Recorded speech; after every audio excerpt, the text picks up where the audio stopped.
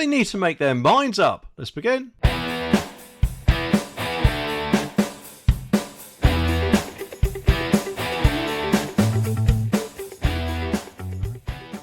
of course, I don't know if it's just me, but it does seem that Labour have gone climate mad. Not only are they giving £11.6 billion of our money to countries overseas to help out with their climate emergency, but they also want to reduce the year when we'll no longer be able to buy new petrol and diesel cars from 2035 to 2030. And therefore you'd presumably think, wouldn't you, that to meet that target they'd be doing their very best to incentivise us to get an EV for our next car. Because let's face it, they're not exactly cheap, but I wouldn't mind a little bit, just a little bit of help. Because let's face it, mine, yours, anyone's next car might have to be an EV if we get one after the ban. Which, thinking about it, I don't like in general. If we want to buy an EV, it should be up to us, the people, not the government, if and when we choose to move over. But anyway, the article says that Labour should be giving drivers £2,500 instead of Starmer's punishing anyone without an EV. So how's he punishing them then? What's going on? Well, obviously remember that not only will EV owners have to pay vehicle exercise duty from April 2025,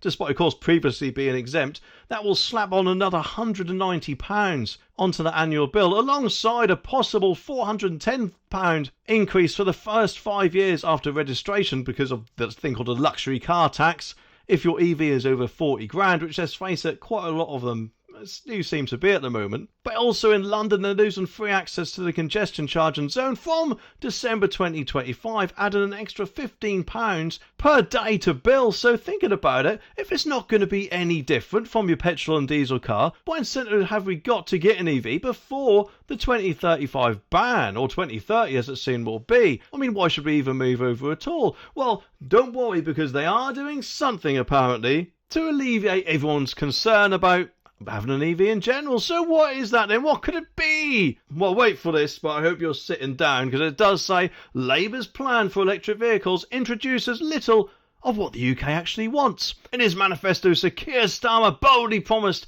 to accelerate the rollout of public charge points and restore new petrol and diesel cars' phase-out date to 2030. So the only thing he's actually given us at the moment is rolling out more charging points, which, let's face it, charging in public is quite expensive compared to what the rate you'd be able to get at home.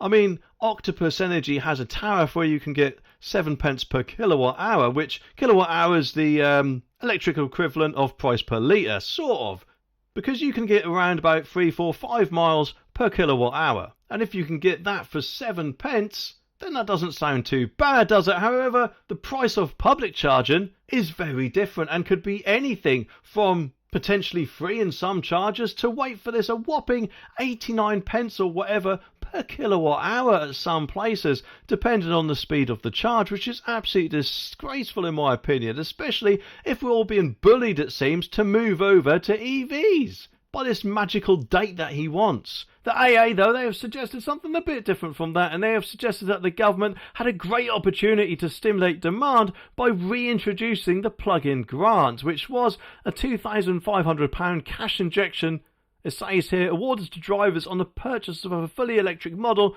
with the concept axed in 2022. However, of course, despite the pledge to push drivers towards EV cars, there has been so far no mention of any incentives returning. Surely, if anything, he should be helping us all out a little bit. Because let's face it, it does seem that at the moment, 2035 is here, or 2030, I keep saying 2035, 2030 is here.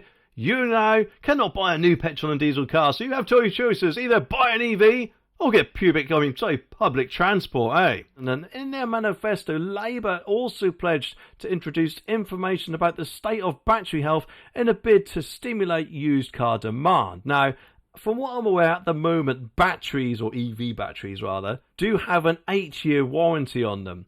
But quite a lot of people do not buy new cars, and therefore, when they get their car, they may have it for a couple of years, maybe 3 or 4, and then reach that milestone, which I don't know about you. If I bought a car, a very expensive car, only a few years ago, I wouldn't exactly want to go out and buy another one, especially if I liked the thing. So you'd think, wouldn't you, that there's some sort of legislation would be put in place which would state that manufacturers, instead of having to guarantee that battery for 8 years, they'd have to guarantee it for something like, 10 or 12. I mean, that, if anything, would make it less of a worry for people, surely. And get this, Auto Trader's Road to 2030 report found a whopping 56% of drivers consider EVs to be too expensive. Well, I think until the time when you can get an EV, a new EV, not a used one, for something like £20,000, that would probably be the time where a lot of people might think, yeah, okay, I'll give it a chance. However, that time might be, let's face it, a long way off.